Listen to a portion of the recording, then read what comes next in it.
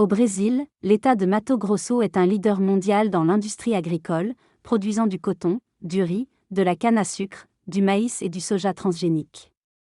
Cependant, il est également le plus grand consommateur de pesticides, avec 69 produits autorisés, dont certains interdits en Europe. Cette utilisation intensive de pesticides a entraîné une contamination de l'environnement et de la population, notamment des enfants. Malgré les risques, le gouvernement de Bolsonaro a augmenté le nombre de produits chimiques autorisés, favorisant ainsi l'agrobusiness au détriment de la santé publique. Les multinationales européennes, telles que Bayer et BASF, profitent de ce marché lucratif, exportant même des pesticides interdits en Europe vers d'autres pays. Ces pratiques controversées ont suscité des critiques et des préoccupations, soulignant les dangers pour la santé et l'environnement. Il est question de la massification de l'hypocrisie et du cynisme dans l'industrie agrochimique. Au Brésil, notamment dans la région de Mato Grosso. La déforestation pour les cultures a entraîné une forte utilisation de pesticides, affectant même l'eau potable des écoles. Malgré les résultats alarmants d'études sur les résidus de pesticides, les autorités locales restent dépendantes de l'agrobusiness, refusant de remettre en question leurs pratiques. Les multinationales et les producteurs locaux refusent de répondre aux demandes d'interview.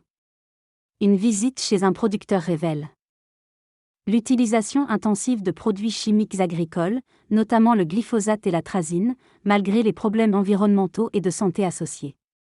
La recherche d'alternatives au glyphosate montre la problématique de l'accès à des herbicides équivalents, comme le paraquat qui vient d'être interdit.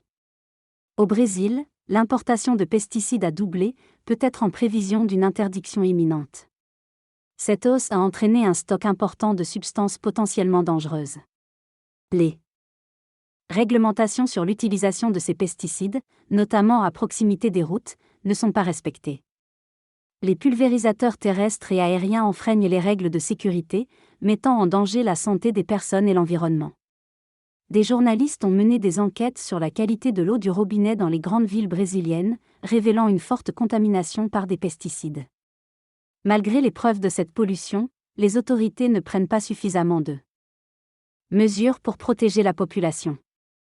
Cette situation alarmante démontre un manque de respect pour la législation environnementale et met en danger la santé publique. Plus de 400 médias ont repris des articles régionaux sur la réalité des villes après avoir contacté le site internet. Les substances les plus utilisées sont le paraquat et l'atrazine, produits par Syntenta, une entreprise brésilienne, et largement consommés dans le Mato Grosso.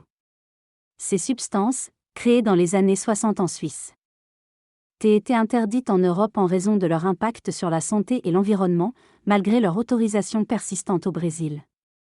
L'atrazine, considérée comme un perturbateur endocrinien, a été à l'origine d'une catastrophe à Bâle en 1986. Le paraquat, un herbicide toxique, reste autorisé dans certains pays malgré son interdiction en Europe. Les procédures d'évaluation des pesticides varient selon les pays, avec parfois des ressources limitées pour évaluer les risques posés. Les fabricants de pesticides fournissent les données d'évaluation, suscitant des interrogations sur leur impartialité. Les pesticides, secteur très régulé, posent un problème de transparence dans leur évaluation des risques, basée sur des études confidentielles de l'industrie. Des fraudes ont été révélées par un lanceur d'alerte concernant un herbicide mortel, le paraquat.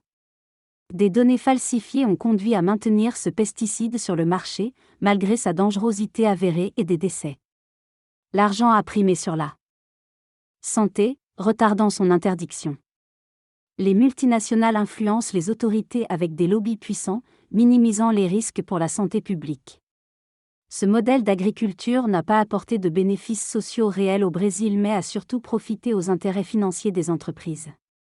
La perte d'1 million de travailleurs ruraux au cours des 10 dernières années a entraîné une détérioration de la sécurité alimentaire, au profit d'une classe minoritaire qui contrôle la propriété terrienne. Le Brésil est devenu un terrain de jeu pour les intérêts des transnationales du secteur chimique et des grands propriétaires agricoles, se traduisant par la production et l'exportation de produits alimentaires saturés en pesticides. Ce phénomène est encouragé par le gouvernement de Bolsonaro, symbolisé par la nomination d'une ministre de l'Agriculture pro-agrobusiness. Les pesticides, ou défensifs, sont défendus au détriment de la santé des paysans qui les utilisent, tandis que ceux qui s'opposent à cette politique sont marginalisés. L'influence du Front parlementaire agricole, soutenu par 200 députés, et des lobbies agricoles est prépondérante dans la défense de ce modèle économique qui profite avant tout à une minorité puissante au Brésil. Un groupe influent, surnommé le Ban des 3B, cherche à influencer l'agenda politique au Congrès en promouvant des positions conservatrices et en contestant les règles environnementales. Parmi eux se trouve le juge G.M. Mendes. Et dans un scandale environnemental lié à l'utilisation de pesticides sur ces terres. Parallèlement, Daniel Rapia, un jeune procureur, est injustement suspendu après avoir tenté de faire respecter la loi contre l'utilisation abusive de pesticides. Luis Roberto, un des plus grands producteurs de melons au Brésil, expose des pratiques agricoles controversées, telles que l'utilisation de pesticides interdits en Europe. Ce récit met en lumière les enjeux liés à l'agrobusiness et à la protection d'eux. L'environnement au Brésil. En Europe, certains pesticides sont interdits pour des raisons environnementales, contrairement au Brésil où ils sont autorisés. Le principe de précaution européen limite l'utilisation de néonicotinoïdes dangereux pour les abeilles. Malgré l'interdiction de certains pesticides en Europe, des produits contenant ces substances sont importés du Brésil.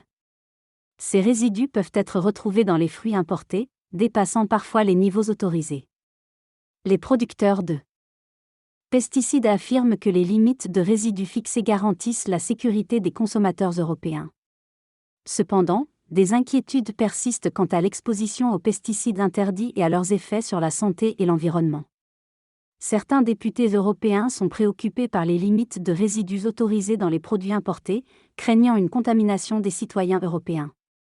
Greenpeace a identifié des dépassements de ces limites sur certains échantillons de fruits importés, mettant l'accent sur l'effet cocktail des pesticides combinés dans les aliments. Malgré les alertes, l'Europe continue d'autoriser l'exportation de pesticides toxiques vers d'autres continents, ce qui permet aux industries d'éviter leurs responsabilités. Dans la région brésilienne de Ceará, les habitants subissent les effets des pulvérisations aériennes de pesticides liées à l'agro-industrie, avec des conséquences néfastes sur la santé et l'environnement. Dans un village, des avions pulvérisaient des produits à moins de 200 mètres des habitations, malgré l'interdiction. Les habitants trouvaient cela beau, mais cela causait des maladies et la mort de nombreux animaux, dont 80 poulets en une journée. Z. Maria avait prédit les conséquences néfastes des agrotoxiques, mais a été assassiné. Des cas de cancer et de malformations congénitales sont survenus, liés à l'exposition aux pesticides. Des recherches ont confirmé les effets néfastes des pesticides sur la santé des habitants. Jusqu'à provoquer la mort de nouveau-nés et de maladies graves. L'utilisation des pyrétrinoïdes, une classe de pesticides, a été pointée du doigt pour ses effets nocifs sur la santé.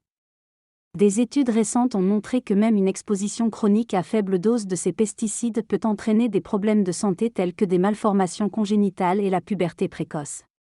Dans un discours passionné, un député brésilien a dénoncé l'impact de ces produits sur la population, notamment sur les enfants, et a appelé à des mesures strictes pour limiter leur utilisation. Des actions politiques ont été entreprises, notamment en interdisant la pulvérisation aérienne de pesticides et en plaidant pour l'interdiction de la production et de l'exportation de substances dangereuses. Des militants et experts, soutenus par des députés européens et des ONG, militent pour des réglementations plus strictes au niveau international pour protéger la santé publique et l'environnement. La nécessité d'une coopération internationale pour mettre fin à l'utilisation de pesticides nocifs a été soulignée, mettant en lumière l'importance de politiques réglementaires plus rigoureuses pour faire face à cette problématique mondiale. Au Brésil, un mouvement de paysans indépendants de l'agro-industrie s'est développé pour produire du riz biologique sans pesticides. Après des problèmes de santé liés à l'utilisation de pesticides dans l'agriculture conventionnelle, le narrateur s'est tourné vers une production plus saine. Ce changement a permis de rassembler plus de 200 familles de petits producteurs, formant ainsi l'un des plus grands producteurs mondiaux de riz biologique certifié. Cette initiative illustre la possibilité de nourrir la population brésilienne de manière suffisante, sécurisée et souveraine, avec une alimentation de qualité, sans pesticides. C'est une lutte pour la justice et la souveraineté alimentaire, révélant un avenir prometteur pour la santé, le pays et la planète.